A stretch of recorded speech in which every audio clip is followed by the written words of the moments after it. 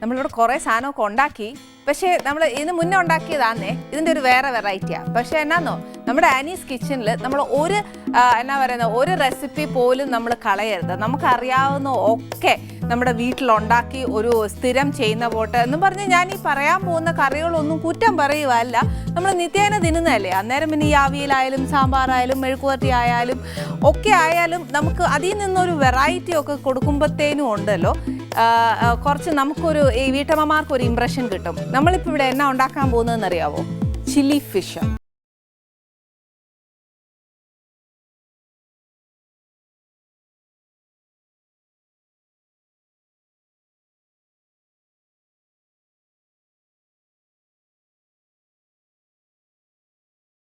വലിയ മെനക്കെട്ട ഏർപ്പാടൊന്നും ഇല്ല കേട്ടോ.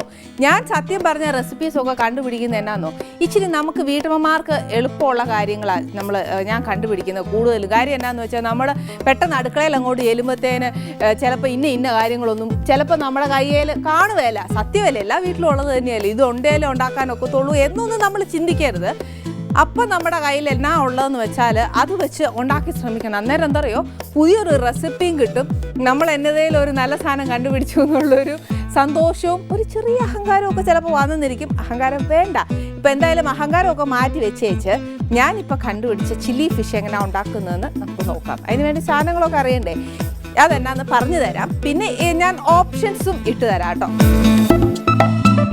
ഇതിപ്പം ഒരു 1/2 കിലോ മീനാണ് മേടിച്ചേക്കുന്നത്. ഇത് നെമ്മീനാണ്. പക്ഷേ നമുക്ക് നെമ്മീൻ തന്നെ വേണമെന്നൊന്നും ഇല്ല. ഈ പറഞ്ഞ പോലെ എന്നാ പറയുന്നത്, ദശ കട്ടിയുള്ള ഏതേലും മീൻ മതി. പിന്നെ എന്നാ വേണ്ടിയെന്നറിയോ, ഒരു 2 വലിയ സവാള. ഈ സവാള എന്നാന്ന് വെച്ചാൽ ഒന്നെങ്കിൽ നീളത്തിലരിയാം, അല്ലെന്നുണ്ടെങ്കിൽ സ്ക്വയർ ഷേപ്പ് അരിയാം. ഞാനിപ്പോൾ സ്ക്വയർ ഷേപ്പ് അരിഞ്ഞേക്കുന്നേ. ഇതെന്നാ ഇങ്ങനെ അരിയുന്നതെന്നറിയോ, ചില്ലി ഫിഷിൻ്റെ ഒരു എന്നാ പറയുക, നമ്മൾ നീളത്തിലരിഞ്ഞാൽ അതിന് ഒരു കേരള ടച്ച് വരും എന്നല്ലോ വിചാരിച്ചിട്ട്. ചില്ലി ഫിഷ് ബേസിക്കലി നമ്മൾ കാണുന്നതും ഇങ്ങനെ തന്നെയല്ലേ. അന്നേരം പിന്നെ ഞാനിങ്ങനെ അരിഞ്ഞതാ. ഷേപ്പ് വേണമെങ്കിൽ മാറ്റാം കേട്ടോ. പിന്നെ സവാള എങ്ങനെയാണ് അരിഞ്ഞേക്കുന്നതെന്ന് വെച്ചാൽ അതേ കൂട്ട് തന്നെ ക്യാപ്സിക്കം അരിയുക. അതല്ലെന്നുണ്ടെങ്കിൽ സ്ട്രൈപ്സ് ആയിട്ട് അരിഞ്ഞേച്ചാലും മതി. പിന്നെ വേണ്ടിയത് പച്ചമുളക്. ചിക്കൻ നകത്ത് വെക്കുന്ന കൂട്ട് പച്ചമുളക് എരിവ് പിടിക്കുകയില്ല മീനിനകത്ത്, കൊണ്ട് ഒരു ഇച്ചിരി കുറച്ചിട്ടേച്ചാൽ മതി. ഇത് എന്നാന്ന് വെച്ചാൽ കോൺഫ്ലവർ. ഇത് ഓപ്ഷണലാണ്, മസ്റ്റല്ല. ഇപ്പം ഞാനിത് ഇവിടെ ചേർത്ത് കാണിച്ചു തരാം. മസ്റ്റാണെങ്കിൽ നിങ്ങൾക്ക് വേണമെന്നുണ്ടെങ്കിൽ എടുത്താൽ മതി, ഇല്ലേ വേണ്ട. ഇത് കുറച്ച് ഇഞ്ചിയും വെളുത്തുള്ളിയും കൂടെ അരച്ച് വെച്ചേക്കുന്ന ഇതൊരു കുറച്ച് മതി. എന്നാ പറയുന്നത്, ഒരു വലിയ ടേബിൾ സ്പൂൺ ധാരാളം മതിയാവും. ഇത് കുറച്ച് വെളുത്തുള്ളി ഇങ്ങനെ എന്നാ പറയുന്നത് വട്ടത്തിൽ അരിഞ്ഞു വെച്ചേക്കുവോ അല്ലെങ്കിൽ കുഞ്ഞായിട്ട് അരിഞ്ഞു വെക്കുവോ, എന്നാ വേണേലും ചെയ്യാം. നമുക്ക് ജോലി എങ്ങനെ എളുപ്പമാവുന്നു അതേ കൂട്ട് അരിഞ്ഞോ. പിന്നെ ഇതെന്നാന്ന് വെച്ചാൽ സെലറിയ. ഈ സെലറിയോ മസ്റ്റായിട്ട് കിട്ടിയില്ല എന്ന് തന്നെ വെച്ചു. നമുക്ക് ഓപ്ഷനുണ്ട്, ഒന്നെങ്കിൽ സ്പ്രിംഗ് ഓണിയൻ ഇടാം, ഇതും ഇല്ല എന്നുണ്ടെങ്കിൽ നമ്മുടെ മല്ലിയില ഇട്ടേച്ചാലും മതി. പിന്നെ ഇതെന്നാന്ന് വെച്ചാൽ ഇച്ചിരി കുരുമുളക് പൊടി. വൈറ്റ് പെപ്പർ ആണെങ്കിൽ എരിവ് കുറവായിരിക്കും, ഞാനിവിടെ മറ്റേതെടുത്തേക്കാം. പിന്നെ ഞാൻ എപ്പോഴും പറയുന്ന പോലെ വീട്ടിലെപ്പോഴും 3 സോസ് കരുതണം. തീർന്നു പോയാൽ അപ്പം മേടിച്ചോ. അത്യാവശ്യം നമുക്ക് ചിലപ്പോൾ ഇത്രയും കാര്യങ്ങൾ മാത്രമേ വീട്ടിൽ കാണത്തുള്ളൂ, അതുകൊണ്ട് പിന്നെ അതും ഉണ്ടാക്കാമല്ലോ. ഇത് ഇച്ചിരി ചില്ലി സോസാ. ചില്ലി സോസ് ഈ കളറിലും ഉണ്ട്, റെഡും ഉണ്ട്. റെഡാണെങ്കിൽ ഇച്ചിരി എരിവ് കൂടും, ഇതാകുമ്പോൾ ഇച്ചിരി എരിവ് കുറവാണ്. പിന്നെ ഇച്ചിരി സോയാ സോസ്, പിന്നെ ഇച്ചിരി ടൊമാറ്റോ സോസ്. ഇനിയാ നമ്മൾ കേരളയിലോട്ട് വരുന്നത്. അതെന്നാന്നറിയോ, ഇച്ചിരി മുളക് പൊടി. ഇത് കാശ്മീരി മുളക് പൊടിയാണ്, അതെടുത്തേച്ചാൽ മതി. അപ്പം നിറവും കിട്ടും, ഈ പറഞ്ഞ പോലെ എരിവും കാണുകയില്ല. എന്നാൽ നമ്മുടെ കേരള വന്ന് പോവുകയും ചെയ്യും. മഞ്ഞപ്പൊടി ചൈനയിലുണ്ടോ ഇല്ലേ എന്നെനിക്കറിയാൻ മേല. പക്ഷേ ആനീസ് കിച്ചണിൽ മഞ്ഞപ്പൊടി ഉണ്ട്. കാര്യം എന്നാന്ന് വെച്ചാൽ ഒരു ശുഭകാര്യത്തിനൊക്കെ നമ്മൾ ചെയ്യുന്ന ഒരു സാധനമാണ് മഞ്ഞപ്പൊടി. പക്ഷേ എന്നാലും നമ്മളൊരു കറി ഉണ്ടാക്കുമ്പോഴത്തേക്ക് ശുഭമായിട്ടൊരു മഞ്ഞ വെച്ച് തുടങ്ങുമ്പോൾ നമ്മുടെ കറിയും സക്സസ് ആവും. അതുകൊണ്ട് ഞാൻ മഞ്ഞപ്പൊടി വെച്ചതാട്ടോ. പിന്നെ ഇച്ചിരി എന്നാ പറയുക, ടേസ്റ്റ് അനുസരിച്ച് ഉപ്പ് ഇച്ചിരി ഇടാവുള്ളൂ. എന്നാന്ന് വെച്ചാൽ സോസിന് എല്ലാത്തിനും ഉപ്പുണ്ടേ, അതുകൊണ്ട് നോക്കിയേച്ച് ഉപ്പിട്ടേച്ചാൽ മതി. പിന്നെ ചൈനീസിനകത്ത് അജിനോമോട്ടോ എന്ന് പറയുന്ന സാധനം നമ്മൾ ആരും ഇനി തൊടരുത്. തൊട്ട് കഴിഞ്ഞാൽ അതിൻ്റെ കുഴപ്പങ്ങൾ എന്നാക്കിയാന്ന് അറിയാമല്ലോ. അതുകൊണ്ട് തന്നെ അജിനോമോട്ടോ ഇല്ലാതെ ഇതിന് ഫ്ലേവർ വരുവേലെന്നുമാണ് പറയുന്നത്. അതുകൊണ്ട് അതിൻ്റെ ഒരു ഓപ്ഷണൽ എന്നാ പറയുന്നത്, എൻ്റെ ഒരു സബ്സ്റ്റിറ്റ്യൂട്ട് ആണ് എന്ന് ഞാൻ പറയത്തില്ല. പക്ഷെ എന്നാൽ ഇച്ചിരി പഞ്ചസാര ഇട്ടാണ്ടല്ലോ ഒരു കാരമലൈസ് ഫ്ലേവർ വരുമ്പോഴത്തേന് അതിനൊരു കുറച്ച് ഡിഫറെൻ്റ് ആയിട്ട് കിട്ടും. ഇനി എങ്ങനെയാണ് ഉണ്ടാക്കുന്നതെന്ന് പറഞ്ഞു തരാം.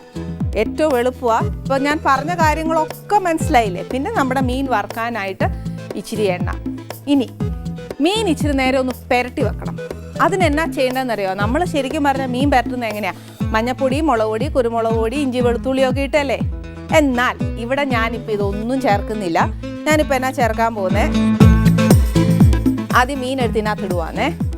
കുഞ്ഞു കുഞ്ഞു സ്ക്വയർ പീസസ്, മുള്ള് വേണ്ട കേട്ടോ. കഴിയുന്നതും മുള്ളിടാതെ ഫിഷ് എടുക്കുന്നതാണ് ഏറ്റവും നല്ല. അതല്ല ഈ കുഞ്ഞുങ്ങൾക്കൊക്കെ കൊടുക്കുമ്പോഴത്തേനാകുമ്പോൾ പിള്ളേർ പെട്ടെന്ന് ഒന്ന് കഴിക്കാനാന്നേൽ ഇതാ നല്ല. അതല്ല മുള്ളിഷ്ടമാണെങ്കിൽ ഇട്ടോ, കുഴപ്പമൊന്നുമില്ല. ഇതിനകത്തോട്ട് ഞാൻ പറഞ്ഞില്ലേ ആനീസ് കിച്ചൺ എപ്പോഴും ശുഭമായിട്ട് തുടങ്ങുന്നതുകൊണ്ട് ഇത് ചൈനയിലില്ല, പക്ഷെ ആനീസ് കിച്ചണിൽ ആനി ഇടാൻ പോവാം. ഒരു ഇച്ചിരി മഞ്ഞപ്പൊടി, ഒത്തിരി ഒന്നും ഇട്ടേക്കരുത്, അവസാനം ചൈനയല്ല കേരളയല്ല ആനീസ് കിച്ചനും അല്ലാത്ത പരുവാവും. ഇതിനകത്തോട്ട് ഒരു ഇച്ചിരി ഉപ്പ്,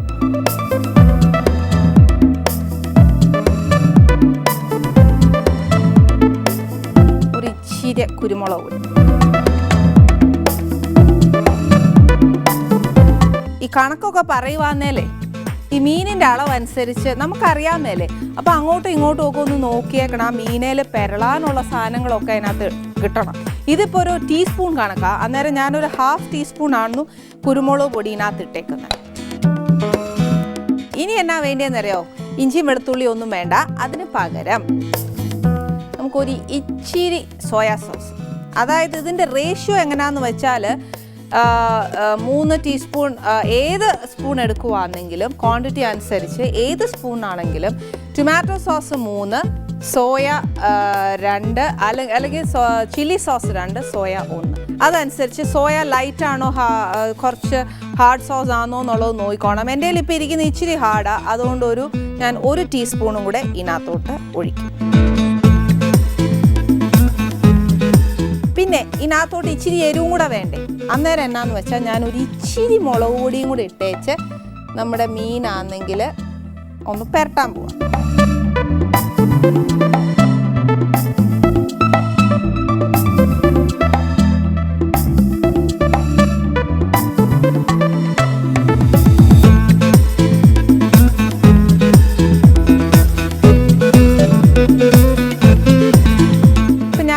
മീനൊക്കെ നല്ലതായിട്ട് പെരട്ടി വെച്ചു. പക്ഷേ ഈ മീനിന് എന്നാന്നറിയാം ഒരു കുഴപ്പമൊന്നുമില്ല കേട്ടോ. ഇത് നമുക്ക് ഒത്തിരി നേരം നമ്മൾ എന്നാ പറയുന്നത്, മറ്റേ നമ്മളെ മീൻ പെരട്ടി വെക്കുകയല്ലേ എന്ന് പറഞ്ഞ പോലെയൊക്കെ പെരട്ടി വെക്കേണ്ട കാര്യമില്ല. ഇതിനകത്തൊരു ഇച്ചിരി നേരം എന്നാന്ന് വെച്ചാൽ വീട്ടിലൊക്കെ ചെയ്യുവാന്നേൽ, ഇപ്പം ഞാനാന്നേൽ അത് അരിയാനൊക്കെ നിന്നാൽ നേരം പോവുകയല്ലേ. പക്ഷെ എന്നാലും ഞാൻ നേരത്തെ അരിഞ്ഞ് വെച്ചേക്കുക. നമ്മൾ വീട്ടിലൊക്കെ ആണെങ്കിൽ ഞാൻ എന്നാ ചെയ്യുന്നതെന്നറിയാവോ, ശരിക്കും മീൻ അങ്ങോട്ട് പെരട്ടി വെച്ചേച്ച് നമ്മുടെ പച്ചക്കറിയൊക്കെ അങ്ങോട്ട് അരിയും. അന്നേരം ആ മീനേൽ ഒരു ഇച്ചിരി പിടിക്കുകയും ചെയ്യും, നമ്മുടെ പച്ചക്കറി അരിഞ്ഞ് മുഴുവൻ കിട്ടുകയും ചെയ്യും, നമ്മുടെ എല്ലാ കാര്യം നടക്കുകയും ചെയ്യും. അങ്ങനെയാണ് ഞാൻ ചെയ്യുന്നത്. പിന്നെ അത് കഴിഞ്ഞാൽ പച്ചക്കറി അരിയുന്ന സമയം എന്നാ ചെയ്യണമെന്നോ, ഇച്ചിരി എണ്ണയും കൂടെ അങ്ങ് അടുപ്പേ വെച്ചു. അന്നേരം പിന്നെ എണ്ണയും ചൂടാവും, അതിന് നേരം പോവുകയില്ല.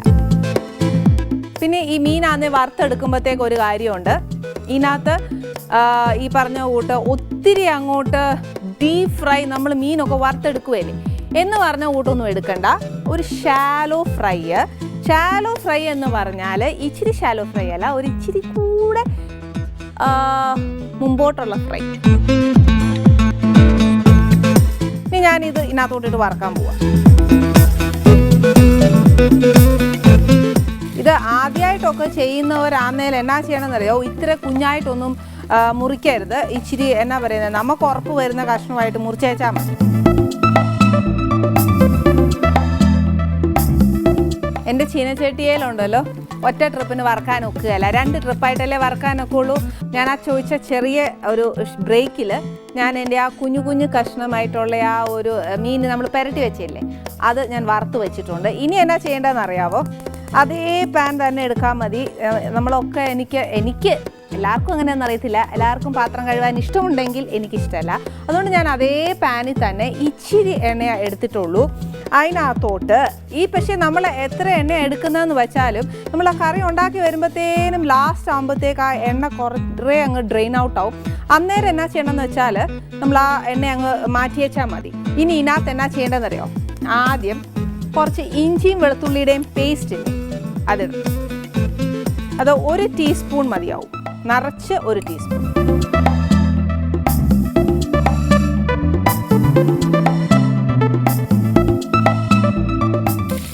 ഇഞ്ചിയും വെളുത്തുള്ളിയുടെയും കണക്ക് എങ്ങനെയാണെന്ന് വെച്ചാൽ ഇത് ഇച്ചിരി ഒന്ന് മൂക്കണേ, ഇലയിലുണ്ടല്ലോ ആ ചോവ് വരും.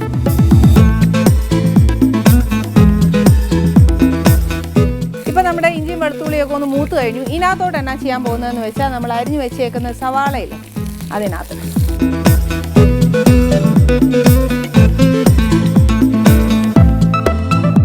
സവാളയുടെ കൂടെ കുറച്ച് പച്ചമുളക്,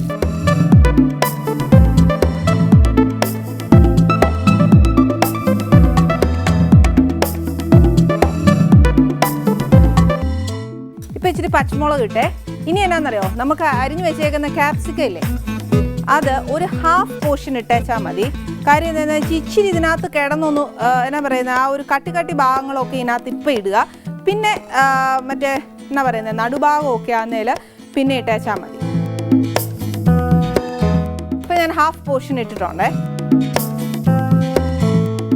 ഇതിനകത്തോട്ട് നമ്മൾ അരിഞ്ഞു വെച്ചേക്കുന്ന ഈ വെളുത്തുള്ളിയില്ലേ അതൊരു ഇച്ചിരി എന്നാ പറയുന്നത് ഒരു ടീസ്പൂൺ ഇട്ടു. അതിപ്പം ഇച്ചിരി ഇടുക, പിന്നെ ആകുമ്പോൾ കുറച്ചുകൂടി ഇടണം.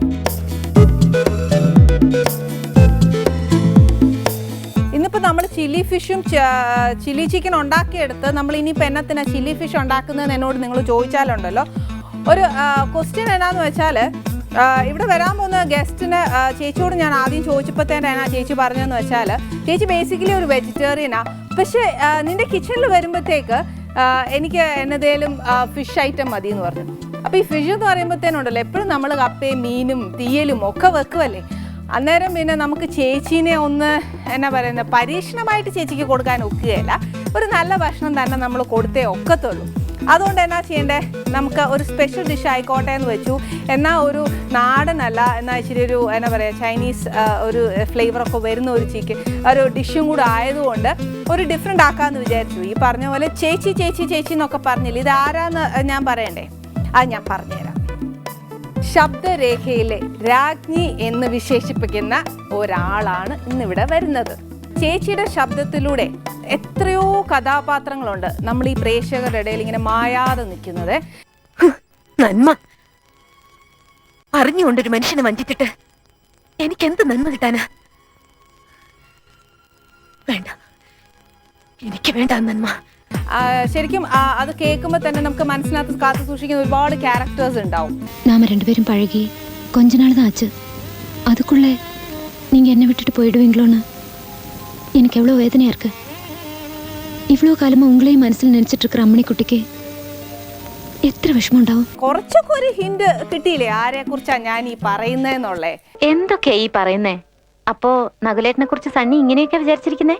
ഞാനൊരു തമാശ പറഞ്ഞതാ, അത് വിട്ടേരെ. അല്ലേലും സണ്ണി ഇങ്ങനെ തന്നെയാ, എന്തിലും ദോഷം മാത്രമേ കാണൂ. അതെ അതെ, ഡബിംഗ് ആർട്ടിസ്റ്റിലെ സൂപ്പർ സ്റ്റാർ എന്ന് തന്നെ ഞങ്ങൾ വിശേഷിപ്പിക്കുന്ന ഭാഗ്യലക്ഷ്മിയാണ് ഇവിടെ വരുന്നത്. ഭാഗ്യേച്ചി എനിക്ക് ശരിക്കും ഒരു മൂത്ത ചേച്ചിയെ പോലെ തന്നെയാണ് കേട്ടോ. അതുകൊണ്ട് നമുക്ക് ചേച്ചിക്ക് ഒരു സ്പെഷ്യലൊക്കെ കൊടുക്കണ്ടേ. ഇപ്പം എൻ്റെ ഉള്ളി നല്ലതായിട്ട് വഴന്നു കഴിഞ്ഞേ ഇതിനകത്തോട്ടാന്നു നമ്മൾ ഇനി ചേർക്കാൻ പോകുന്ന സോസിൻ്റെ റേഷ്യോ ഒരിക്കലും തെറ്റിപ്പോകരുത്. ഫസ്റ്റ് ഞാൻ ചേർക്കാൻ പോകുന്നത് ടൊമാറ്റോ സോസ്.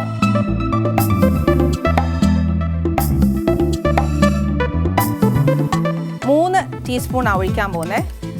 പിന്നെ നമുക്ക് വേണമെന്നുണ്ടെങ്കിൽ നോക്കി വെച്ച് സോസ് ചേർത്തേച്ചാൽ മതി, ആദ്യമേ കൂട്ടണ്ട. പിന്നെ വേണ്ടിയത് ഒരു നേരത്തെ നമ്മൾ സോയാ സോസ് ചേർത്തായിരുന്നു, അതുകൊണ്ട് ഒരു എന്നാ പറയുന്നത് ഒരു സ്പൂണല്ലേ ചേർത്തത്, ഇതിപ്പോൾ 1.5 സ്പൂൺ. പിന്നെ നോക്കി വെച്ച് ചേർക്കാം കേട്ടോ, അതുകൊണ്ട് വിഷമിക്കണ്ട. പിന്നെ 2 ടീസ്പൂൺ ചില്ലി സോസ്. ഇതിൻ്റെ കൂട്ടത്തിൽ കുറച്ച് സെലറി,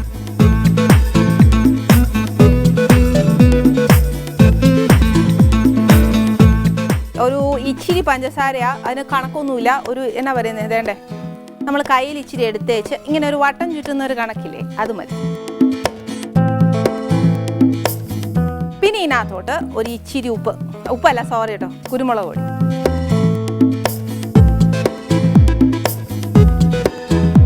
എന്നിട്ട് ഇതിനെ നല്ലതായിട്ട് മിക്സ് ചെയ്യാം.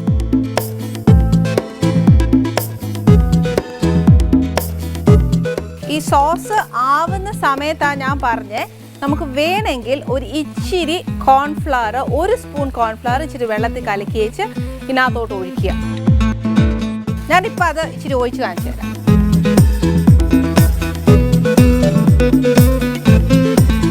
ഒരു ടീസ്പൂൺ മതി കേട്ടോ, ഒത്തിരി ഒന്നും ഒഴിക്കേണ്ട. ചിലർക്കൊന്നും ആന്നേലും ഇത് ഇഷ്ടപ്പെടുകയില്ല.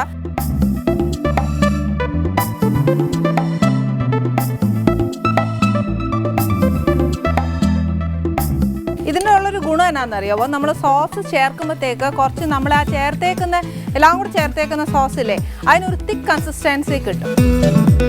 ഞാൻ ഇച്ചിരിയാണ് ചേർത്തേക്കുന്നത്. അന്നേരം ഇതിനകത്തോട്ട് ഇച്ചിരി ഒരു വെള്ളം പോലെയൊക്കെ ഇരിക്കുമല്ലേ, അന്നേരം നമ്മൾ ഈ വറുത്ത് വെച്ചേക്കുന്ന മീൻ ഇതിനകത്തോട്ട് ഇടണം. പിന്നെ ഞാൻ ഉണ്ടാക്കുന്ന ചില്ലി ഫിഷിനും ചില്ലി ചിക്കനും ഒന്നും ഈ പറഞ്ഞ കൂട്ട് നിറമൊന്നും കാണുകയില്ല. ഞാൻ നിറവിടുകയില്ല. നിറം വേണമെന്നുണ്ടെങ്കിൽ നിങ്ങൾക്കിടാം. ഇനിയുണ്ടല്ലോ, ഇതെല്ലാം ചേർത്തു, നമ്മൾ മീനും ചേർത്തു. ഇനി എന്നാന്ന് വെച്ചാൽ നമ്മൾ ചേർത്തേക്കുന്ന 3 സോസ് ഉണ്ട്, അതൊന്ന് മീനെ പിടിക്കണം. കാരണം എന്നാന്ന് വെച്ചാൽ നമ്മൾ ആ പെരട്ടിയേച്ച് ഉടനെ തന്നെ മീൻ വറുത്തേക്കുമല്ലേ, അന്നേരം ആ മീനയിലൊന്ന് പിടിക്കണം. ഈ അടച്ചു വെക്കുന്ന സമയത്ത് എന്നാ ചെയ്യണമെന്നറിയാവോ, ഒരു ഇച്ചിരി സെലറിയും കൂടെ അതിനകത്തോട്ട് ഇട്ട് കഴിഞ്ഞാൽ ആ ചൈനീസ് ഫ്ലേവർ ഒന്ന് വരും. പിന്നെ നമ്മൾ ചില്ലി ഫിഷൊക്കെ മേടിക്കുമല്ലേ, അന്നേരത്തേനും കാണാൻ മേലെ ഇതേപോലെ ഈ പറഞ്ഞ പോലെ വെളുത്തുള്ളിയൊക്കെ അരിഞ്ഞിട്ടേക്കുന്നത്. അതിൻ്റെ പുറത്തോട്ട് ഒരു 2-3 എണ്ണം ഇട്ടേച്ചാൽ മതിയെ. ഒത്തിരി ഇട്ട് കഴിഞ്ഞാൽ വെളുത്തുള്ളിയുടെ ചുവ തന്നെ അതിനകത്തോട്ട് വരും. അതുകൊണ്ട് അത് വേണ്ട. നമുക്ക് ആ സോസ് ഒന്ന് മീനെ പിടിക്കാൻ വേണ്ടിയിട്ടേ അടുക്കള ഒതുക്കിയിട്ടുണ്ട്. എൻ്റെ കലാബോധം കണ്ടോ, ഇതാണ് നമ്മുടെ ചില്ലി ഫിഷ്. ചേച്ചി ഞാൻ നേരത്തെ പറഞ്ഞില്ലേ, ചേച്ചി ബേസിക്കലി ഒരു വെജിറ്റേറിയൻ ഈയിടയ്ക്ക് ആയിട്ടുണ്ട്.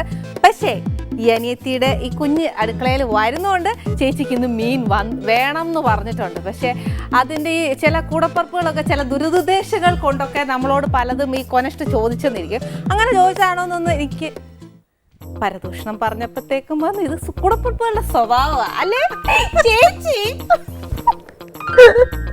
ഞാൻ പറയുന്നത് വല്ലതും കേട്ടോ? എല്ലാം കേട്ടു. നീ എനിക്ക് വേണ്ടി ഞാൻ നല്ലതേ പറഞ്ഞിട്ടുള്ളൂ. നീ നല്ലതേ പറയൂ. അതെ, ഞാൻ ഇപ്പൊ എന്റെ പ്രേക്ഷകരോട് ഒരു കാര്യം പറഞ്ഞേ. ചേച്ചി വെജിറ്റേറിയനാ എന്നേച്ച് എന്നോട് എന്നാത്തിനാ ഫിഷ് വേണമെന്ന് പറഞ്ഞേ? ഇപ്പൊ കുറച്ച് ദിവസമായിട്ട് നോൺ വെജ് കഴിച്ചു തുടങ്ങി. പിന്നെ പ്രത്യേകിച്ച് നിന്റെ അടുത്ത് വന്നിട്ട് വെജിറ്റേറിയൻ കഴിക്കുന്നതിന് വളരെ മോശം അല്ലേ? പക്ഷെ ഞങ്ങളുടെ വെജിറ്റേറിയന് നല്ല ചേച്ചി.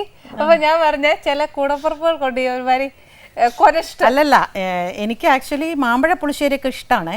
പക്ഷെ ഞാൻ ഇവിടെ വന്നിപ്പോ നിന്റെ അടുക്കളയിൽ വന്നിട്ട് മാമ്പഴ പുളിശ്ശേരി ഒന്നും അത് ഞാൻ എന്റെ വീട്ടിൽ കഴിച്ചോളാം. അപ്പൊ എന്തെങ്കിലും സ്പെഷ്യൽ? ഓക്കെ, ഇന്ന് ചേച്ചിക്ക് സ്പെഷ്യലാണ്. ഞാൻ ഇന്ന് ഇവിടെ ചെയ്തേക്കുന്ന ചില്ലി ഫിഷാണ്. ഓക്കെ, അപ്പം ഇതിനകത്ത് തന്നെ പറയുന്നത് പ്രിസർവേറ്റീവ്സോ കളറോ ഒന്നുമില്ല. ഹോട്ടലിൽ കിട്ടുന്ന കളർ ഇവിടെ കിട്ടുകയില്ല. ഞങ്ങളുടെ മനസ്സുപോലെ ശുദ്ധമാണ് ഞങ്ങൾ ഉണ്ടാക്കുന്ന ഭക്ഷണവും. പക്ഷെ കറുത്തിരിക്കുന്ന രുചി കഴിച്ചേച്ച് നോക്കുക. ഞങ്ങൾ ചുമന്ന് വെക്കാറില്ല, അതിന്റെ ഒറിജിനൽ കളറിലോട്ടേ പോകാറുള്ളൂ. പിന്നെ എന്നാന്നറിയോ, ഞാൻ ഇതിനകത്ത് എക്സ്ട്രാ ഫ്ലേവേഴ്സോ അങ്ങനെ ഒന്നും ചേർക്കുകയല്ല. കാര്യം ഇതിനകത്ത് വേറൊരു സത്യവും കൂടെ ഞാൻ പറയാം. ചേച്ചിയുടെ ശബ്ദം പോലൊക്കെ ഇല്ലേ, ചേച്ചി കാണാൻ ഭയങ്കര സുന്ദരിയാട്ടോ. സന്തോഷം. ഇതിന്റെ ഒരു രഹസ്യം ഒന്ന് പറയാവോ? പച്ചക്കറി ആയതിന്റെ ആണോ അതോ ഇടയ്ക്ക് വെച്ച് നിർത്തുന്നതിന്റെ ആണോ? അങ്ങനെയല്ല, കുറെ ആൾക്കാരൊക്കെ ഇങ്ങനെ ചോദിക്കാറുണ്ട് എന്താണ് സൗന്ദര്യത്തിന്റെ രഹസ്യം എന്നൊക്കെ. സൗന്ദര്യമായിരിക്കില്ല, എപ്പോഴും പ്ലസന്റ് ആയിരിക്കും. ആ നേരാട്ടോ അല്ലേ? എപ്പോഴും സന്തോഷമായിരിക്കുക, നല്ലത് മാത്രം പറയുക, നല്ലത് മാത്രം ചെയ്യുക, എപ്പോഴും പോസിറ്റീവായിട്ട് തിങ്ക് ചെയ്യുക. എന്ത് പ്രശ്നം വന്നാലും അതൊക്കെ വരുന്നിടത്ത് വെച്ച്. അതൊക്കെ എങ്ങനെയാ ചേച്ചി? ഇപ്പൊ ഞാൻ പറയട്ടെ, എനിക്കൊരു ചെറിയ പ്രശ്നം വന്നാൽ ഞാൻ അപ്പം എന്നതേലും ഒരു ഡിസിഷൻ എടുക്കാൻ എന്നെ കൊണ്ട് ഒറ്റയ്ക്ക് ഒക്കത്തില്ലേ, അപ്പം ഞാൻ ഏട്ടാതെ വിളിക്കുവേ. അപ്പം ചേച്ചി ശരിക്കും ചേച്ചിയുടെ ഈ ഒരു ധൈര്യവും ഒരു വിൽ പവറും ഒക്കെ ഉണ്ടല്ലോ. ഈ പറഞ്ഞ പോലെ എന്നെ പോലെ എന്നല്ല, ഒത്തിരി നമ്മുടെ പ്രേക്ഷകർ സ്ത്രീകളുണ്ട് അങ്ങനെ അല്ലേ, ഒരു റെഡി ആയിട്ട് ഒരു ഡിസിഷൻ എടുക്കാനൊക്കെ വിളിക്കുമ്പോ ഏട്ടനുള്ളോണ്ടല്ലേ. അതത്രേ ഉള്ളൂ. അതാണ് ചേച്ചി എന്റെ ഒരു ബാക്ക് ബോൺ. ശരിക്കും അതില്ലേല് ഞാനൊരു വട്ട പൂജ്യവാ. അപ്പോ പൊതുവെ അങ്ങനെ ഉള്ളവര് നമ്മള് ചേച്ചി വെയിറ്റ്, നമുക്ക് അവിടെ ഇരിക്കാം. ഓക്കെ, അന്നേച്ച് ചേച്ചിയോട് ഡീറ്റെയിൽ ആയിട്ട് എനിക്ക് പറഞ്ഞു തരാം. ഞാൻ ഇതും കൊണ്ട് വരട്ടെ? വിശക്കുന്നുണ്ടോ? ഇല്ല, ഇപ്പൊ ഇല്ല. ഇപ്പൊ ഇല്ലെങ്കിൽ ഞാൻ 2 പ്രാവശ്യം നടക്കണ്ടേ? ഞാൻ ഈ ആരോഗ്യമൊക്കെ കളയുന്നതിനാ വെറുതെ. ഞാനും വരാം. ഇത് ചേച്ചി പിടിച്ചോ.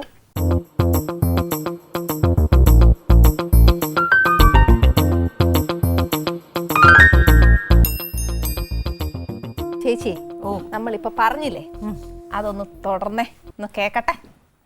ഇരുന്ന് സമാധാനമായിട്ട് കേൾക്കേണ്ട ഒരു കാര്യമാണ്, വെപ്രാളത്തിൽ കൂടെ കേൾക്കാൻ ഒക്കുകയല്ല.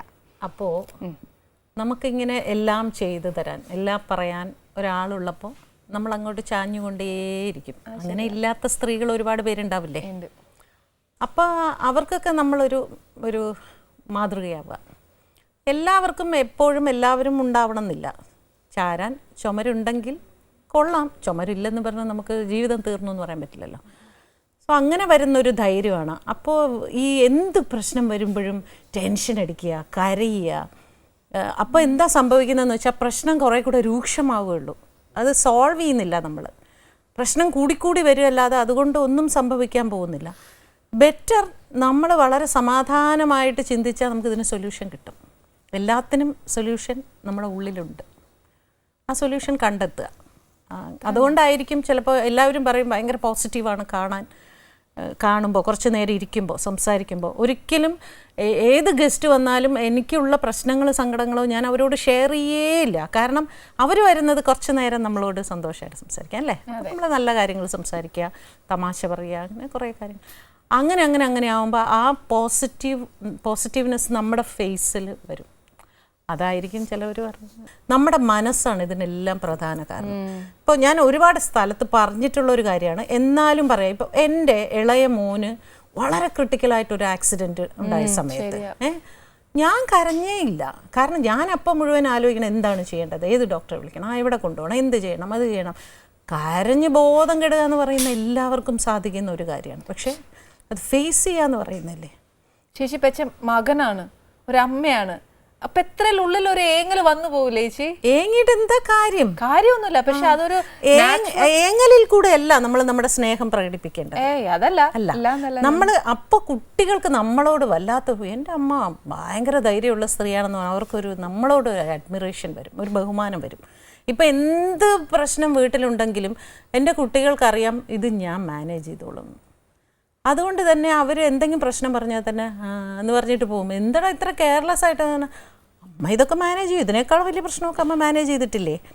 അപ്പം അവർക്ക് നമ്മളോടുള്ള ഒരു കോൺഫിഡൻസ് ഉണ്ടല്ലോ. നമ്മൾ അമ്മയോട്, അച്ഛനോട് കോൺഫിഡൻസ് വരുന്നത് വളരെ ഈസിയാണ്. കാരണം പൊതുവേ ആണുങ്ങൾ എപ്പോഴും ധൈര്യശാലികളാണെന്നാണ് സമൂഹം പറയുന്നത് അല്ലേ? അത് പുരുഷ ലക്ഷണമാണെന്ന് പറയും. പക്ഷെ സ്ത്രീകൾ അങ്ങനെ ആവണം. ഇനിയുള്ള കാലം പ്രത്യേകിച്ച് അങ്ങനെ തന്നെ ആയിരിക്കണം സ്ത്രീകൾ എന്നാണ്. അതിൻ്റെ അർത്ഥം ഫെമിനിസ്റ്റ് ആവുക എന്നാ, ഭർത്താവിന് അനുസരിക്കാതിരിക്കുക, അതൊന്നുമല്ല. നമ്മൾ ധൈര്യം ആയിട്ട് ഇരിക്കുകയാണെങ്കിൽ ഒരു പരിധിവരെ ആണുങ്ങൾക്കും ഭയങ്കര സപ്പോർട്ടാണത്. മനസ്സിലായി. പക്ഷെ നമ്മൾ ടെൻഷൻ അടിച്ചു, യോ എൻ്റെ ചേട്ടാ ഈ മാസം എന്ത് ചെയ്യും, ചേട്ടാ അടുത്ത മാസം ചേട്ടാ, അയ്യോ നമ്മുടെ ബാങ്കിലോട് ഇതൊക്കെ പറഞ്ഞ് തോണ്ടിക്കൊണ്ട് അല്ലേ ടെൻഷൻ അടിച്ചിരിക്കുകയായിരിക്കും. അപ്പോഴാണ് നമ്മൾ കയറി ടെൻഷൻ അടിപ്പിക്കുന്നത് അല്ലേ? ബെറ്റർ അതൊന്നും സാരമില്ല ചേട്ടാ, നമുക്ക് ശരിയാവും, ദിവസം 15 അല്ലേ അങ്ങനെയൊക്കെ. ചേച്ചി അതിനൊരു വല്ല ഗുളിയോ അങ്ങനെ ഉണ്ടെങ്കിൽ പറഞ്ഞതാ. ഇതാണ് ഗുളിക. അത് ശരിയാ ചേച്ചി. Self counselling. ചേച്ചിയുടെ പേര് ഈ പറഞ്ഞ പോലെ ഭാഗ്യലക്ഷ്മി. ഈ ഭാഗ്യവും ലക്ഷ്മിയും ഒന്നും ഇല്ലാത്ത ഒരു കാലഘട്ടം, പഴയ ഒരു കാലഘട്ടം ഉണ്ടായിരുന്നു ചേച്ചിക്ക്. അപ്പൊ അവിടുന്ന് ഇവിടം വരെ എത്തിപ്പെടാൻ വന്ന അനുഭവങ്ങളാണോ ചേച്ചി ഇത്രയും കോൺഫിഡൻസ്? ഞാൻ എൻ്റെ പുസ്തകത്തിൽ പറഞ്ഞിട്ടുണ്ടല്ലോ, എനിക്ക് 10 വയസ്സുള്ളപ്പോഴല്ലേ എൻ്റെ അമ്മ മരിക്കുന്നത്. അച്ഛൻ അതിനു മുമ്പേ മരിച്ചല്ലോ. അപ്പോൾ ആ ഏജിൽ നമുക്ക് ഡിപ്രഷൻ എന്ന് പറയുന്നൊന്നും അറിയാമല്ല, നമുക്കറിയില്ലല്ലോ. ഇപ്പം എന്താ ചെയ്യേണ്ടത്? ഓക്കെ ഡബ് ചെയ്യണം അല്ലേ? ഓക്കെ ഡബ് ചെയ്താൽ എന്താ, കാശ് കിട്ടും, കാശ് കിട്ടിയാൽ സുഖമായി, അത്രയേ ഉള്ളൂ. അതങ്ങനെ ഡെവലപ്പ് ചെയ്ത് നമ്മളുടെ ഉള്ളിൽ നമ്മളറിയാതെ നമുക്കൊരു വ്യക്തിത്വം വരും. ആ ഒറ്റയ്ക്കുള്ളൊരു പോരാട്ടം എന്നൊക്കെ പറയില്ലേ, സ്ട്രഗിൾ. അപ്പോൾ ഈ പറഞ്ഞ മാതിരി ഇപ്പോൾ ഞാൻ എൻ്റെ ബുക്കിൽ പറഞ്ഞു, ഒരു പെൺകുട്ടി എന്നെ വളരെ മോശമായ ഭാഷയിൽ ചീത്ത വിളിക്കുമ്പോൾ, ഇപ്പോൾ വേറെ ചോദിക്കാനും പറയാനും ആൾക്കാരുണ്ടെങ്കിൽ നീ എൻ്റെ കുട്ടിയെ ഇങ്ങനെ വിളിച്ചോ എന്ന് പറഞ്ഞാൽ അടിക്കും. ആഹാ എന്നെ ഒരാൾ ചീത്ത വിളിച്ചു, പക്ഷെ എനിക്ക് ചോദിക്കാൻ ആരുമില്ല, എന്നാൽ പിന്നെ ഞാൻ തന്നെ അങ്ങ് അറ്റാക്ക് ചെയ്യാം. അപ്പം എല്ലാം പ്രതിരോധം ഒക്കെ നമ്മൾ പഠിക്കുകയാണ് ജീവിതത്തിൽ. അങ്ങനെ പക്ഷെ ഒരു പെർട്ടിക്കുലർ ഒരു ടൈം എത്തുമ്പോൾ, നമ്മളിപ്പോൾ ഫാമിലിയായി ഒക്കെ ജീവിക്കുമ്പോൾ നമ്മൾ ഇതെല്ലാം കൺട്രോൾ ചെയ്യും. നമ്മൾ നല്ലൊരു അമ്മയായി, ഭാര്യയായി, സ്ത്രീയായി, മരുമകളായിട്ടൊക്കെ നമ്മളങ്ങ് ജീവിക്കും. കുറേ കഴിയുമ്പോൾ നമുക്ക് മനസ്സിലാവുന്നു, ഓ ഇവിടെയും അത് പറ്റില്ല, നമ്മൾ തന്നെയാണ് നമ്മുടെ ലൈഫ് കൺട്രോൾ ചെയ്യേണ്ടത്, നമ്മൾ വിചാരിക്കുന്ന പോലെ അല്ല നമ്മുടെ ജീവിതം എന്ന് തോന്നുമ്പോൾ നമ്മൾ വീണ്ടും സടകുടഞ്ഞങ്ങ് എണീറ്റ് വീണ്ടും നമ്മൾ ഈ പ്രതിരോധ ശക്തി അങ്ങ് അങ്ങനെ വരുന്നത്. അത് എനിക്ക് തോന്നുന്നു എൻ്റെ ജീവിത ഈ ഒറ്റപ്പെടലോ എന്നൊക്കെ പറയുന്ന ആ വളർച്ചയിൽ കൂടെ ഗ്രാജുവലി ഉണ്ടായതല്ല. അത് പർപ്പസ്ഫുള്ളി നാളെ രാവിലെ ഞാൻ അങ്ങോട്ട് തുടങ്ങാൻ പോകുന്നു ഒന്നും ഉണ്ടാക്കാൻ പറ്റില്ല. ബേസിക്കലി നമ്മുടെ സമൂഹത്തിൽ സ്ത്രീകളെ പറ്റി പറയുന്നത് എന്നാന്ന് വെച്ചാൽ ഡിപ്പെൻഡഡ് ആയില്ലെങ്കിൽ അവൾ ഒന്നെങ്കിൽ അഹങ്കാരി അല്ലെങ്കിൽ ഭയങ്കര ഫെമിനിസ്റ്റ് മറിച്ചാന്നൊക്കെ പറയും. അപ്പൊ ഇതുപോലെയൊക്കെ ചേച്ചി കേട്ടിട്ടില്ലേ? ഞാൻ ചോദിക്കുന്നത് നമ്മൾ എന്തിനാണ് അവരും പറയുന്നൊക്കെ കേൾക്കാൻ പോകുന്നത്? സൊസൈറ്റി എന്നൊരു സാധനം നമ്മുടെ സൊസൈറ്റി അനുസരിച്ചല്ലേ മുന്നോട്ട് പോകും. ഇല്ല, അങ്ങനെയൊന്നുമില്ല. നമുക്ക് നമ്മുടെ മനസാക്ഷിക്ക് അനുസരിച്ച് മുമ്പോട്ട് പോയാൽ മതി. നമ്മളെന്തിനാണ് സൊസൈറ്റിക്ക് അനുസരിച്ച് മുമ്പോട്ട് പോകുന്നത്? അപ്പം നമ്മൾ അഭിനയിക്കല്ലേ ലോകത്ത്? നമ്മൾ എന്തിനാണ് അഭിനയിക്കുന്നത്? ഞാൻ ചെയ്യുന്നത് ശരിയോ തെറ്റോ എന്ന് എൻ്റെ ഉള്ളിൽ കൺവിൻസ്ഡ് ആണെങ്കിൽ ഞാൻ ആ വഴിക്ക് പോവാം. അയ്യോ സൊസൈറ്റി ഇങ്ങനെ പറയണു. ഇത് വരുന്നത് എന്തുകൊണ്ടെന്നറിയോ? നമുക്ക് ഉള്ളിൽ എവിടെയോ ഒരു ചെറിയ കുറ്റബോധം വരുമ്പോൾ നമ്മളത് സൊസൈറ്റിയുടെ തലയെ കൊണ്ട് ഇടുന്നതാണ്. അയ്യോ ആൾക്കാർ അത് പറയും ഇത് പറയും. ആൾക്കാർ എന്തുകൊണ്ട് പറയുന്നു? നമ്മൾ എന്തോ തെറ്റ് ചെയ്യുന്നു. അപ്പം നമ്മുടെ ഉള്ളിൽ അറിയാം നമ്മൾ എന്തോ തെറ്റ് ചെയ്യുന്നു. തെറ്റ് ചെയ്യുന്നില്ല എന്ന് എനിക്ക് സ്വയം ബോധ്യമുണ്ടെങ്കിൽ ഞാൻ ആരെയാ പേടിക്കേണ്ടത്? ആരെയും പേടിക്കും. പക്ഷെ നമ്മൾ ചെയ്യുന്നത് തെറ്റോ ശരിയോ അത് അന്യരുടെ കണ്ണിൽ അത് ശരിയാവണം എന്നില്ല, തെറ്റാവണം എന്നില്ല. അതെ, അതുകൊണ്ടാണല്ലോ തർക്കം വരുന്നത്, അഹങ്കാരി എന്നുള്ള പേരും വരുന്നത്. ആയിക്കോട്ടെ, അത് അവരെ നമുക്ക് ലൈഫ് ലോങ് സാറ്റിസ്ഫൈ ചെയ്യാൻ പറ്റുമോ? അങ്ങനെ പറ്റുമോ? എങ്കിൽ പിന്നെ നമ്മൾ മരണം വരെ ഇങ്ങനെ ഓരോരുത്തരെ സാറ്റിസ്ഫൈ ചെയ്തുകൊണ്ടേ ഇരിക്കണ്ടേ? അത് ശരിയായ ഒരു രീതിയല്ല. നമ്മളെ സാറ്റിസ്ഫൈ ചെയ്താൽ മതി. നമുക്ക് നമ്മുടെ ഉള്ളിൽ ഒരു ബോധമുണ്ടാവണം, ഞാൻ ചെയ്യുന്നത് ശരിയാണ്. ഞാനിപ്പോൾ കാർ ഓടിച്ച് മിക്കവാറും സ്ഥലങ്ങളിൽ ഞാൻ ഒറ്റയ്ക്കാണ് കാർ ഓടിച്ച് പോകുന്നത്.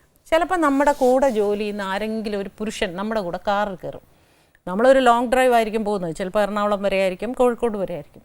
ആ ഫ്രണ്ട് നമ്മുടെ കൂടെ ഉണ്ടാവും. ഞാനിന്ന് എറണാകുളം വരെ ഉണ്ട്. അപ്പോൾ നമ്മൾ രണ്ടുപേരും വണ്ടി ഓടിച്ച് പോകുമ്പോൾ ഓപ്പോസിറ്റ് നമ്മുടെ പരിചയമുള്ള ആരെങ്കിലും വന്നു കഴിഞ്ഞാൽ ഒരുത്തിൻ്റെ കൂടെ പോകുന്നുണ്ട് എന്ന് പറയും. പറഞ്ഞോട്ടെ, കാരണം നമുക്കറിയാം അയാൾ വെറും ഒരു കൊളീഗാണെന്നും ഞാൻ അയാളെ എറണാകുളത്ത് ഡ്രോപ്പ് ചെയ്ത് പോകുമെന്നും. ഇനി എനിക്കിഷ്ടമുള്ള ഒരാളാണെന്ന് തന്നെ ഇരിക്കട്ടെ, അതെൻ്റെ ഇഷ്ടമാണ്.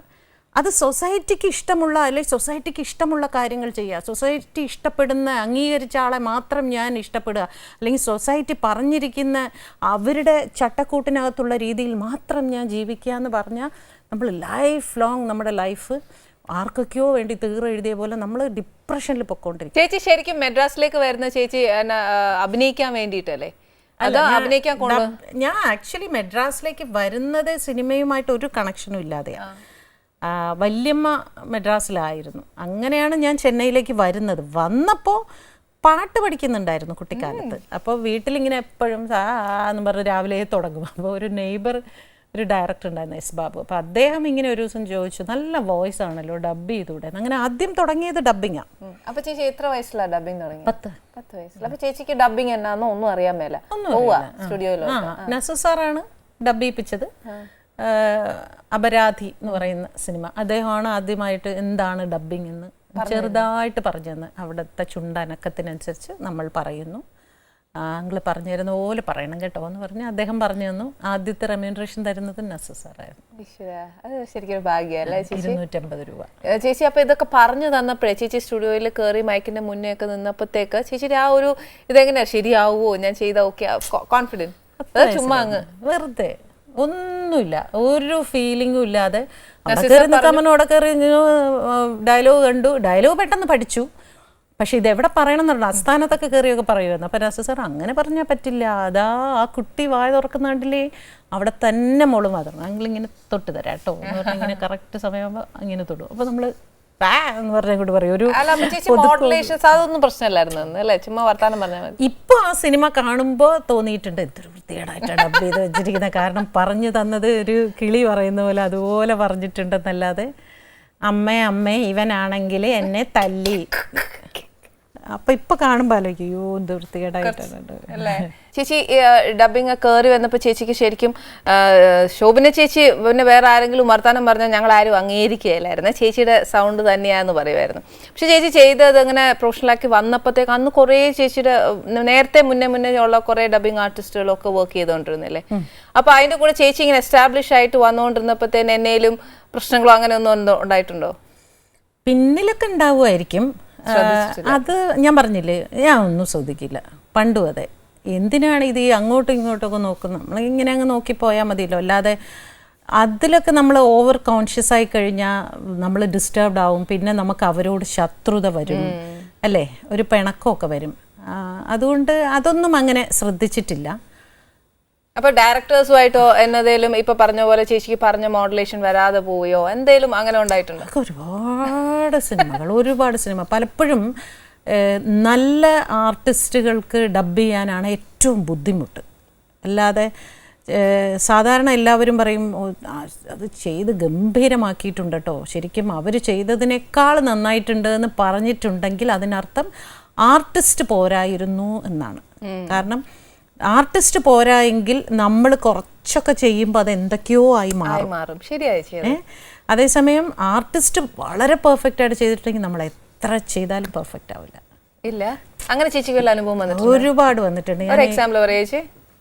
ഈ ഉള്ളടക്കം എന്ന് പറയുന്ന സിനിമ അമലയ്ക്ക് ചെയ്യുമ്പോൾ, പിന്നെ സൂര്യപുത്രി, സ്വന്തം സൂര്യപുത്രി അമലയ്ക്ക് ചെയ്യുന്ന സമയത്ത്, സൗന്ദര്യയ്ക്ക് യാത്രക്കാരുടെ ശ്രദ്ധയ്ക്ക് ചെയ്യുമ്പോൾ, രേവതിയുടെ ചില സിനിമകൾ ചെയ്യുന്ന സമയത്തൊക്കെ ഇങ്ങനെ എനിക്കിങ്ങനെ തോന്നിയിട്ടുണ്ട്. അപ്പൊ ചേച്ചി അതിന് വേണ്ടി ഹോംവർക്സ് എടുക്കോ? ഹോംവർക്സില്ല, കുറേ ടൈം എടുക്കും അത് തീർക്കാൻ 3 take 4 എന്ന് പറഞ്ഞ് ഇങ്ങനെ കുറേ പോവും. കുറേ കഴിയുമ്പോൾ മാനസികമായിട്ട് ഇങ്ങനെ തളരും. ഇതെനിക്ക് പറ്റില്ല, ഞാൻ വേണ്ട, നിങ്ങൾ വേറെ ആരെങ്കിലും വെച്ച് ചെയ്തോളൂ എന്നൊക്കെ പറഞ്ഞ് ഇറങ്ങിപ്പോരും ഡബ്ബിങ് തിയേറ്ററിൽ നിന്ന്. പിന്നെയും ഇവരൊക്കെ കൂടെ ഫോഴ്സ് ചെയ്ത് കൊണ്ടുപോയി അവിടെ കൊണ്ട് നിർത്തും. അങ്ങനെ കുറേ. തുടക്കകാലത്ത് മാത്രമാണോ? പിന്നെ ഇപ്പോഴും അത് സംഭവിക്കുന്നുണ്ട്, ഇപ്പോഴും അങ്ങനെ സംഭവിക്കാറുണ്ട്. അപ്പം ഈ ഇപ്പൊ ഞാനിപ്പോ റീസെന്റ് 2 സിനിമ സുഹാസിനിക്ക് ചെയ്തിരുന്നു. ഒന്ന് 24x7 പിന്നെ അത് സോൾട്ട് മാംഗോ ട്രീ. അപ്പോ അവര് ഈ ആർട്ടിസ്റ്റുകൾക്ക് എന്താന്ന് വെച്ചാൽ ഈ അറ്റ്മോസ്ഫിയർ ഭയങ്കര ഹെൽപ്ഫുൾ അല്ലേ? ശരിയാട്ടോ. ഞങ്ങൾക്ക് അതില്ല, ഒരു മൈക്കിന്റെ മുമ്പിൽ നിന്നല്ല. അപ്പൊ ഈ കുട്ടികളുമായിട്ടൊക്കെ അവരിങ്ങനെ വല്ലാതെ ഇടപഴകി ആ ഡയലോഗൊക്കെ പറയുമ്പോൾ അത് വളരെ നാച്ചുറലായിട്ട് വരും. പക്ഷെ നമ്മൾ മൈക്കിന്റെ മുമ്പിൽ നിന്ന് നമ്മുടെ പൊസിഷൻ ഇതിനപ്പുറത്ത് മാറാൻ പാടില്ല, നമുക്ക് ഇങ്ങനെ നോക്കാൻ പറ്റില്ല. അപ്പൊ അവര് കുട്ടിയുടെ അടുത്ത് കുനിഞ്ഞ് ഇഞ്ചിയുടെ മക്കളെ എന്നിങ്ങനെ ചോദിക്കുകയാണെങ്കിൽ നമ്മൾ ഇവിടുന്ന് ഇഞ്ചിയുടെ മക്കളെ ചോദിക്കാം. അപ്പൊ അത്തരം അങ്ങനെയുള്ള കാര്യങ്ങളിലെ ആ ഒരു ഇന്റിമസി അത് പോയി പോകും. ചേച്ചി ഈ ഫിലിമിലല്ലാതെ ചേച്ചി സീരിയൽസിൽ അങ്ങനെ വല്ലതും ഡബ് ചെയ്തിട്ടുണ്ട്? സീരിയൽ ചെയ്തിട്ടുണ്ട്, ഒരുപാട് സീരിയൽസ് ചെയ്തിട്ടുണ്ട്, നല്ല നല്ല സീരിയലുകൾ ചെയ്തിട്ടുണ്ട്. സീരിയലിന്റെ കാര്യം ചേച്ചി നല്ലൊരു എംബാരസിങ് ചോദിക്കട്ടെ, ഈ സീരിയലും നമ്മുടെ ഈ സ്ത്രീകളും തമ്മിലുള്ള ഒരു ഡിഫറൻസ് പറയുക. സന്ധ്യ കഴിഞ്ഞ ഒരു ചുമ്മാ ഒരു ഡിഫറൻസ്. ഈയിടെ ഞാനൊരു ടോക്ക് ഷോയിൽ സീരിയലിനെതിരെ സംസാരിച്ചിട്ട് എന്നെ ഇനി ഫേസ്ബുക്കിൽ പറയാനൊന്നും അല്ല, അത് പറയുമ്പോ പിന്നെ അതൊക്കെ അങ്ങ് പറഞ്ഞു പോവും. എന്ത് ചെയ്യാനാണ്? ഒന്നാമത്തെ കാര്യം, ഈ സീരിയൽ എന്ന് പറയുന്നത് ഇപ്പൊ സന്ധ്യക്ക് വീട്ടിനകത്ത് ഭയങ്കര നെഗറ്റീവ് കയറി വരുന്ന ഒരു അവസ്ഥയിലേക്ക് പോയി. കാരണം 6 മണിക്ക് വെച്ച് കഴിഞ്ഞാൽ ചീത്തവിളി, കൊലപാതകം, മറ്റത് മറിച്ചത്, ഇങ്ങനെ കരച്ചിലും പിഴിച്ചിലും, അവളെ എങ്ങനെ തട്ടിക്കളയാ, ഇവളെ എങ്ങനെ തട്ടിക്കളയാ, അവനെ നമുക്ക് അങ്ങനെ ചെയ്യാം, ഇവനെ നമുക്ക് ഇങ്ങനെ ചെയ്യാം. എല്ലാവരും ദുഷ്ടന്മാരാണ്. പോസിറ്റീവ് സന്ദേശം ആരും കൊടുക്കുന്നില്ല. പിന്നെ ചേച്ചി ആദ്യം ചേച്ചി ഈ പറഞ്ഞ ഡബിങ്ങിന് നല്ല സ്വരമായത് കൊണ്ടാണ് ചേച്ചിയെ കൊണ്ട് ഡബ് ചെയ്യിപ്പിച്ചെന്ന് പറഞ്ഞു. അതിന് മുമ്പും ചേച്ചി എന്തൊക്കെയോ പറഞ്ഞു. ഒരു പാട്ട് പാടൂ? ഇല്ല പ്ലീസ്. എന്തോ ചേച്ചി ഒരു മൂളിപ്പാട്ടെങ്കിലും പാടും? ഇല്ല, ഇപ്പൊ എനിക്ക് പാടാൻ പറ്റില്ല. കുറെ വർഷങ്ങളായിട്ട് പാടുന്ന ടാലന്റ് ഒക്കെ അങ്ങ് പോയി. ഒരു വരിയെങ്കിലും പാടി എനിക്ക് ഭക്ഷണം എന്താ ഒരു വരി പാട്ടൊന്നും ഞാൻ പാടില്ല. ഒരു പാട്ട് ഇല്ല, പണ്ടത്തെ പോലെ സാന്നൊന്നും പാടരുത്, വൃത്തിയുള്ള പാട്ട് പാടണം. ഒരു മൂളിപ്പാട്ട് പാടി ചേച്ചി ഒരെണ്ണം. എനിക്ക് പാട്ട് ഒരു വരി പാട്ടൊന്നും കേൾക്കാറില്ല. ഇത് എന്ത് മനുഷ്യസ്ത്രീ, ഇത് ഡബിങ് മാത്രമേ നോക്കാറില്ല. ദുഷ്ടത പാട്ട് പാടില്ല. എന്നാ പിന്നെ ഒരു കാര്യം ചെയ്, മണിച്ചിത്രത്തിലെ ഗംഗ. അതും പറ്റൂല, ഇതും പറ്റൂല. അതൊന്നും ഞാൻ പറയില്ല. പിന്നെ അത് ഞാൻ നിന്റെ വീട്ടിൽ വന്ന് പറഞ്ഞു വേണ്ട. നീ എനിക്ക് ചോറ് തരാതെ എന്താ ചപ്പാത്തി തരുന്നത്? സന്ധ്യ നേരത്തൊക്കെ ചോറ് തിന്നുന്ന സ്വഭാവം ഉണ്ടെന്ന് എനിക്കറിയാവോ? ഒരു ചപ്പാത്തി കഴിക്കേ, ഡയറ്റ് വേണമെങ്കിൽ കഴിക്കാം. ആദ്യം നീ വെച്ചത് എങ്ങനെയുണ്ട് നോക്കട്ടെ, നോക്കാം. ഇതെന്താ സാധനം? ഇതൊരു ഗ്രേവി മാത്രമേ ഉള്ളൂ. ഇനിയിപ്പോ ഇതിന് കുറ്റം പറഞ്ഞാലോ എന്ന് വിചാരിച്ചിട്ട് പേടിയായി ചേച്ചിയെ.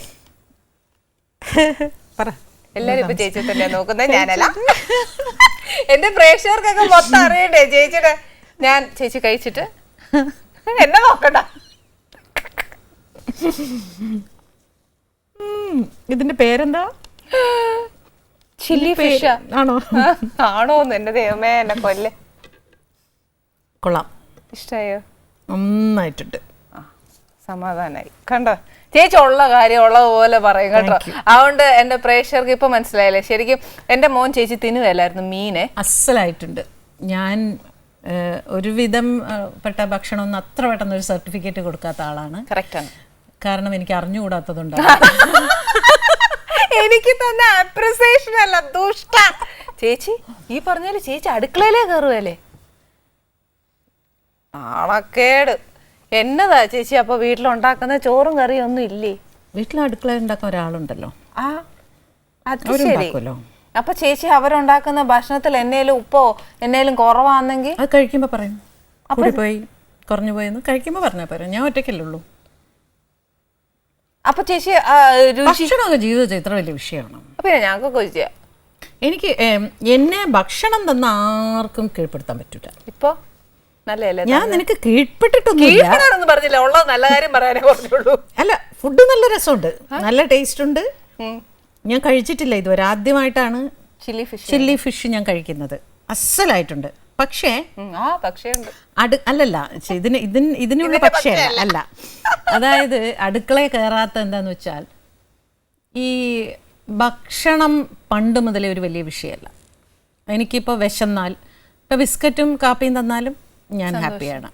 ഇനി ഇല്ല വെറും കാപ്പി മാത്രമേ ഉള്ളൂ ഇവിടെ ഇതേ കിട്ടുള്ളൂ എന്ന് പറഞ്ഞാൽ ഓക്കെ, എന്നാലും ഐ എം ഹാപ്പി.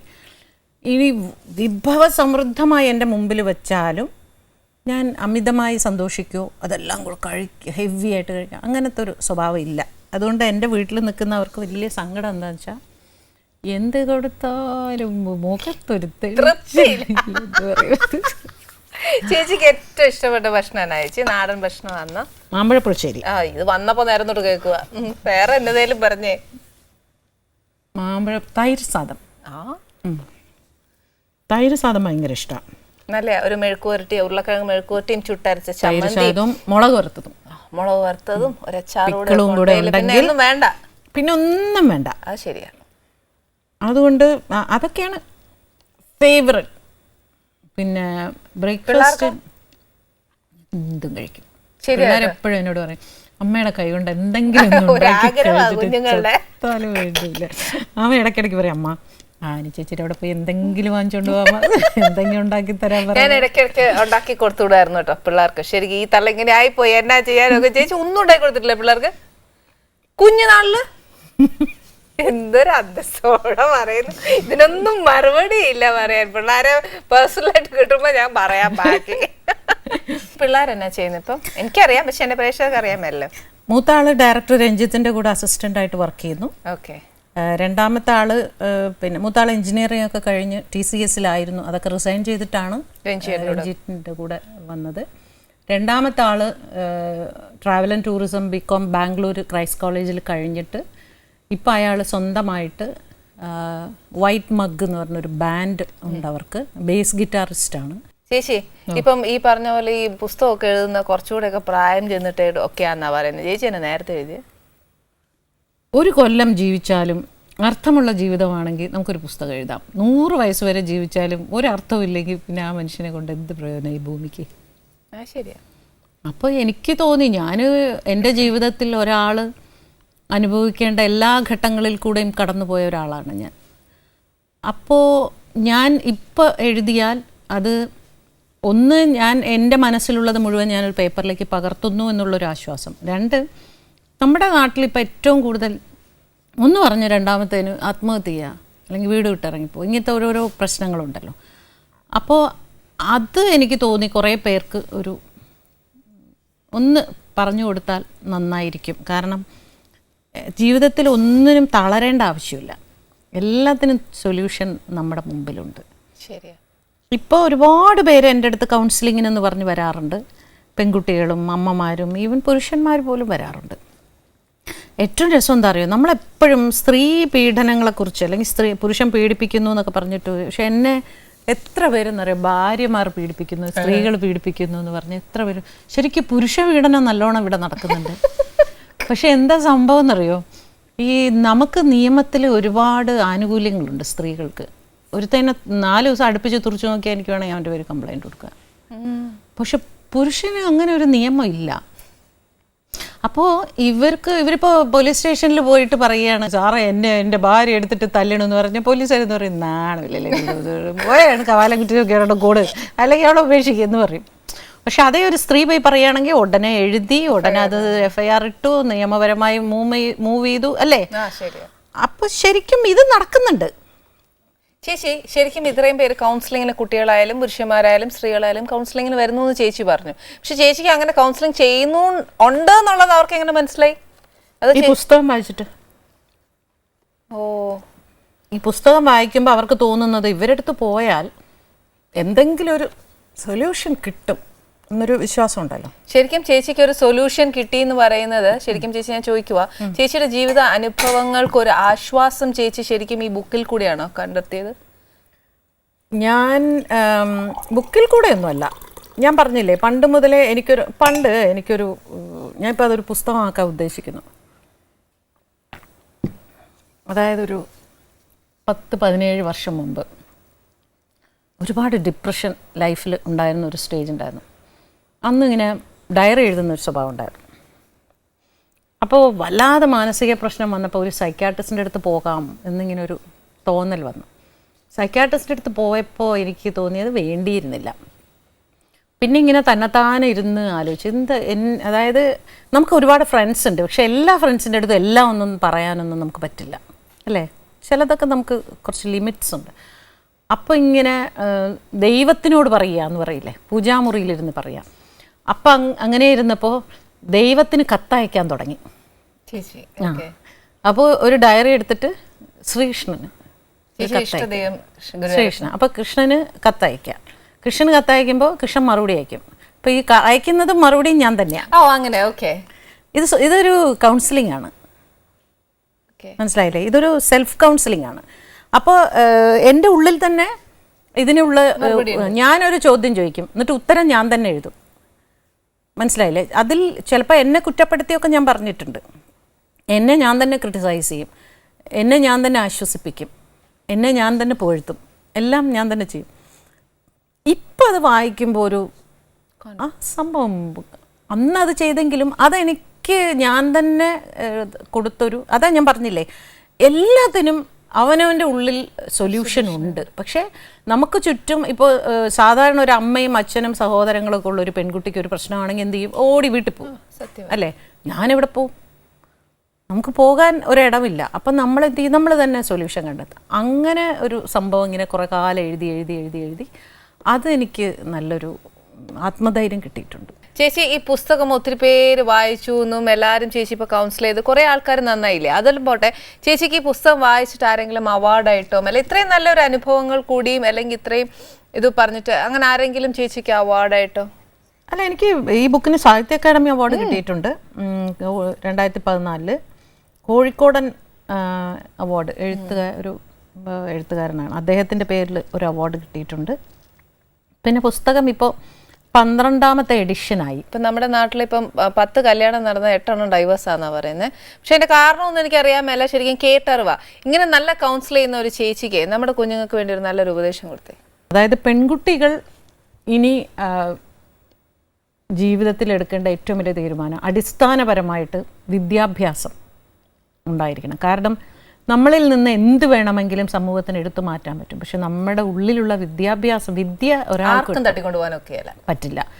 ആ വിദ്യാഭ്യാസം എന്ന് പറയുന്നത് ഇപ്പോൾ MA പഠിക്കുക, BA പഠിക്കുക, IAS, അത് മാത്രമല്ല, നമ്മൾ എന്താണോ ആഗ്രഹിക്കുന്നത് അതിൽ നമ്മൾ വിദ്യ അഭ്യസിക്കാം. അത് കലാപരമായിട്ടാണെങ്കിലും എഴുത്താണെങ്കിലും അല്ല, പിന്നെ അക്കാഡമിക്കൽ ആണെങ്കിലും അതിൽ നമ്മൾ ദി ബെസ്റ്റ് ആവാൻ നോക്കുക.